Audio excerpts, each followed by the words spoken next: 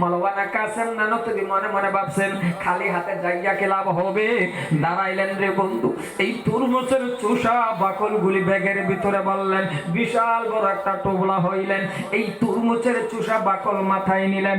বাবা তিনি রওনা হয়ে গেলেন মাদ্রাসার সামনে। বাবা মাদ্রাসা ওই টাইমের মধ্যে বাবা গোপনীয় অবস্থার মধ্যে পড়াইতেন, বাবারে গাছতলার মধ্যে পড়াইতেন।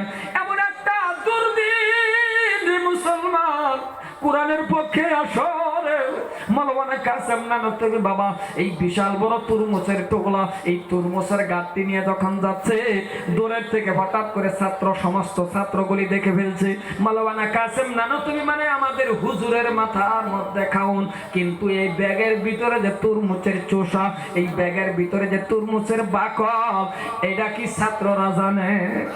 আরে জোরে বলেন জানে? সমস্ত ছাত্র খুশি হয়ে গেলেন। এক ছাত্র আরেক ছাত্ররে ডাক দিয়ে কয়, এ ভাই তাকায় দেখো, আমাদের হুজুরের মাথার মধ্যে অনেকগুলি খাও। ভাইরা আমার বাড়ির কাছাকাছি আসিয়া ঘরের ভিতরে ঢুকছে, স্ত্রীও দেখিয়া খুশি হয়ে গেলেন। স্ত্রী কাহারে স্বামী অনেকগুলি খাওন, কলে নামাও, নামাইলে কলে শৃঙ্খলা খুললেন, দেখে রে বাবা খাওন নয়, ব্যাগের ভিতরে সমস্ত তরমুজের চোষা বাকল। দাঁড়িয়ে বলে স্বামী গো, কলে কি? কলে তরমুজের চোষার বাকল। কলে কি করব? কলে সুন্দর করে দাও তো করো। কলে কি করব? দাও তো করে। কলে এই গুজি খাওয়ানি লাগে। স্ত্রী ডাক দিয়া কয়, স্বামী কি বলেন? তরমুজের চোষা খাই গরু আর ছাগলে, আর আপনি বলেন মানুষে খাওয়াইবেন? না না না না না, হতে পারে না। মাওলানা কাসেম নানতুবি ডাক দিয়া বলে, বিবি রে, চোখের পানি মুছে আর ডাক দিয়া কয়, বিবি তরমুজের চোষা বাকল গরু আর ছাগলে খায় সেটাও আমি জানি, কিন্তু বিবি তরমুজের চোষা বাকল গরু আর ছাগলে খায় আমি জানি, জানার পরেও নিয়ে আসছি রে বিবি, সুন্দর করে দৌত করো, গরম পানি দিয়ে সিদ্ধ বানাও, লবণ দিয়ে ভর্তা বানাও, লাইন ধরে তালি বলিলেন ছাত্ররে বসায়া এক চামচ করে খাইতে দাও। কারণ মাদ্রাসার এমন কষ্টের জিন্দেগি রে বাবা, প্রত্যেকটা মানুষের আগে যারা পড়ছে এদের গেছে, আগে যারা মাস্টার পড়ছে এদেরও গেছে, এখন আর ছাত্রর কষ্ট হয় না আলহামদুলিল্লাহ, মাদ্রাসাত ভালো ভালো খানা হয়, এখন আর ছাত্রদের কষ্ট হয় না, এখন যারা বাবা বিয়ে পাস করে কষ্ট হয় না, আগেকার মাস্টারদের কষ্ট হয়েছে, বা আগেকার হুজুর যারা আছে বাবা এদের জিগাইবেন কত কষ্ট করে লেখাপড়া করছে, আমি নিজেই গুনাহগার, কত কষ্ট করে লেখাপড়া করছি জানেন না রে বাবা। আমি আপনাদের সামনে কি বলবো, আমিও কিন্তু ভালো একজন আলিম হতে পারি নাই, আমি একজন ভালো লেখাপড়া করতে পারি নাই। কেন পারি নাই জানেন রে বন্ধু? আমার মা জননী আমাকেও মাদ্রাসায় দিয়েছিল, আমিও মাদ্রাসায় পড়তে গিয়েছিলাম, আমিও মাদ্রাসায় যখন পড়ি রে বাবা, একদিন হঠাৎ করে বন্ধু মাদ্রাসা বন্ধ হয়ে গেছে।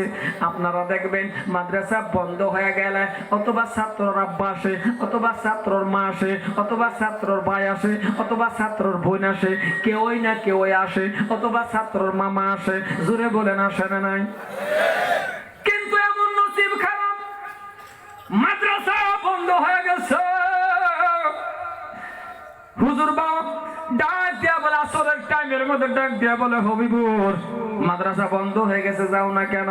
বাবারে মাদ্রাসার খুঁটির মধ্যে ধরে ধরে কাঁদতেছি, কিন্তু কে নিবে? আমাকে নিতে আসবে কে? আমাকে দেখবে? রাস্তার দিকে তাকায়া তাকায়া কান্দি বাবা, কেউ আসে না। এমন সময় বাবা, এমন পরিস্থিতি বর্তমানেও কিছু মাদ্রাসা হয়, কারণ যেই মাদ্রাসার ছাত্রর মা নাই বাবা নাই, সেই ছাত্র বুঝতে পারে বাবা মা কেমন দামি। এই জন্যই ওর কোন অভিভাবক আপনি যখন আসেন আপনার ছেলেকে বিস্কুট দেন কি দেন না দেন, দেখবেন দাঁড়ায়া কোন ছাত্র আছে, এমন ছাত্র আছে দূরের থেকে দাঁড়ায়া দাঁড়ায়া কান্দে হারে। সব ছেলেদের বাবা আসে, আমার বাবা আসে না। আসবে কি করে বাবা? তার তো বাবা নাই। নিজেও দুইটা মাদ্রাসার মহাতা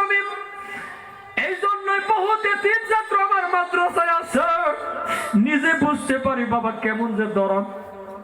মাদ্রাসার খুঁটির মধ্যে ধরে ধরে যখন আমি কান্দি, রাস্তার দিকে তাকায় আসি, কেউ আমার নিতে আসে না। আসবে কে জানেন না আপনারা বাবা?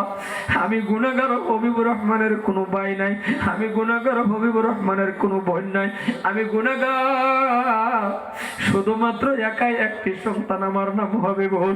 আমি একাই একটি সন্তান, আমার মার গর্ভের থেকে আসার পর 1 মাস 2 মাস 3 মাসের সন্তান মাত্র আমার বয়সটা ওই টাইমের মধ্যে বাবা 3 মাস। ওই 3 মাসের সময়ের মধ্যে আমার বাবা মারা যায়। আজকের দিন পর্যন্ত আমার জিন্দেগির মধ্যে বাবা ডাকটা আমি দিতে পারি নাই। এবার আপনারা বলেন 3 মাসের সন্তানের বাবা মারা গেছে, আমার ভাই বোন কিছুই নেই, চাচা জাড়া নাই, শুধুমাত্র একজন মা জননী আছে। তাহলে আমার মা কেমন করে আমার লেখাপড়া করাইবে? মানুষের ঘরে ঘরে কাজ করে করে লেখাপড়া করাইছে। আসরের টাইম হওয়া যাওয়ার পর রাস্তার মধ্যে দেখি আম্মা জান আসতেছে, কথাগুলি এখনো মনে আছে রে বাবা। আমার মাকে ধরে ধরে জড়ায়া ধরে কান্না শুরু করে দিচ্ছি। আমি বললাম মা, ও মা, ও মা, সব ছেলেরা চলে গেল, আপনি কেন লেট করলেন? আপনি কেন দেরি করলেন? কেন আমাকে নিতে আসেন না? আমার মা আমাকে জোরে দৌড়ে কেঁদে কেঁদে বলে, বাবা আমার কাছে 5টা টাকাও ছিল না, আমি গাড়ি ভাড়া দিয়ে আসিকে আমি নিয়ে যাব। আমি এমন কান্না কাঁদছি রে বন্ধু। ওই টাইমের মধ্যে বলছিলাম মা আমি লেখাপড়া তাহলে করবো না, আর এত কষ্ট করে লেখাপড়া করা যায় না।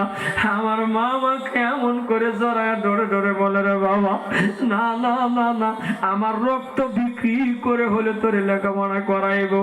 কারণ এই জন্যই বলি এ মুসলমান, ওই টাইমটার মধ্যে যদি আমার বাবা থাকতো, মানুষের ঘরে কাজ করে করে আমার লেখাপড়া করাইতো। এই জন্যই বলি রে বন্ধু, মাদ্রাসার ছাত্র বহুতের মা নাই বাবা নাই। শুধুমাত্র মাদ্রাসার ছাত্র বলে না, আপনার যাদের মা নাই বাবা নাই, সকাল থেকে নিয়ে সন্ধ্যা পর্যন্ত আপনি যদি কোনো মানুষকে বাবা বাবা বলে ডাকেন, কোনো মানুষকে মা মা বলে ডাকেন, সত্য করে বুকে হাত দিয়ে বলেন আপন বাবা মার মতন হয় না।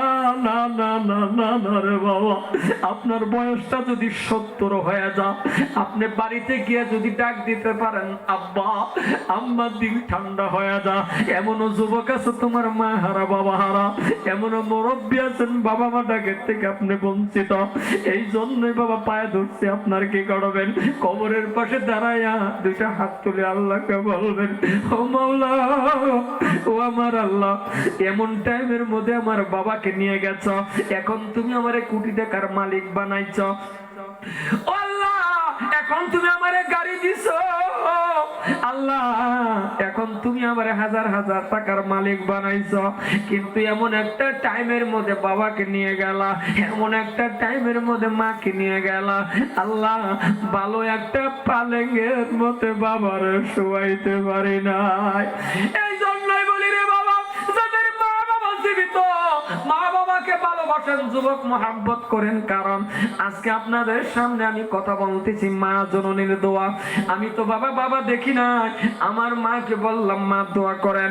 মনে চায় মানুষের সামনে কথা বলবো, মা দোয়া করলেন আপনাদের সামনে কথা বলে। আমি বললাম মা, আপনি যদি দোয়া করেন মনে চা কাবা গল্প করব। 2009 সালে রাত্রির বেলা তাহাজ্জুদ পড়ে পড়ে আমার মা আমার জন্য দোয়া করছে রে বন্ধু। আমি ওই বছরে আমি আল্লাহর কাবা ঘর তওয়াফ করে আসি। আমি বললাম মা দোয়া করেন, মাদ্রাসা পড়াইবো। মা দোয়া করলেন। 2টা মাদ্রাসার খেদমত করতেছি, কারণ এই জন্যই বাবা মা এমন একটা আদরের ডাক। মা বাবা যাদের আছে বাবা মুহাব্বত করেন, ভালোবাসেন।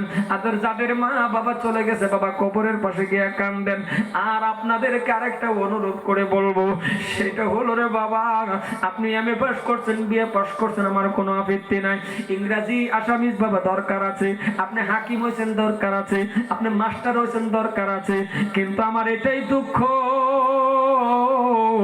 এমএ পাস করার পরে কেন আপনার বাবার জানাজা পড়াইতে পারেন না? আপনি এমএ পাস করার পরে আপনার মার জানাজা পড়াইতে পারেন না। বাবারে এমএ পাস করছেন, কোরআন শরীফটা শিখেন, এমন একটু কিছু শিখেন যতটুকু আপনার জন্য বাবা লাগে, যতটুকু শিক্ষা করে আপনার উপরে ফরজে আইন অতটুকু শিক্ষা করবেন। কারণ আপনার বাবা মা থাকলে, আপনার বাবা মা মরে গেছে, আপনার জানাজাটা পড়াইয়া দিবেন। আর যদি আপনি না পারেন, বাবা আমাকে আনবেন, আমি যখন আপনার জানাজাটা পড়াবো, আপনার বাবা মাকে সামনে রাখিয়া জানাজার নামাজ পড়াইতে গিয়ে আমার পানি আসবে না। মসজিদের ইমাম সাহেব যখন আসবে আপনার বাবা মার জানাজা পড়াইতে, বাবা এক ফোঁটা পানি আসবে না। আর যদি আপনি দাঁড়ায় যান আর বাবা যদি সামনে থাকে রে বন্ধু, যদি কোনো মানুষের বাবা সামনে আছে রে, আর যদি কোনো মানুষের মা সামনে আছে, ছেলে যখন দাঁড়ায় যাইবে, গেদা যখন বলবে আল্লাহু আকবার, বাবা নেওয়াটা এইভাবে ধরার পরে তাকায় দেখবে এটা আমার বাবা, তাকায় দেখবে এটা আমার মা, জীবনের শেষ বিদায় দিতেছি। এমন কোন সন্তান নাই মা বাবার জানাজা সামনে রাখিয়া চোখ থেকে পানি আসবে না রে বাবা। আমার মনে হয় যদি কোনো সন্তানে দাঁড়ায় আল্লাহু আকবার বলবে, তাকায়া দেখবে এটা বাবা, এটা আমার মা, চোখের থেকে ডালি রসের মতন গাল বেয়ে পানি পড়বে। ওই সময় আল্লাহ বলবে, বান্দারে আর কান্দিস না, কান্দতে হবে না, তুই যদি কান্দতেছ আর তোর কান্দতে হবে না। আমি আল্লাহর কুদরতি রুমাল দিয়ে তোর চোখের পানি মুছে দিলাম, তোর মা বাবার গুনাহ আমি আল্লাহ মাফ করে দিয়েছি।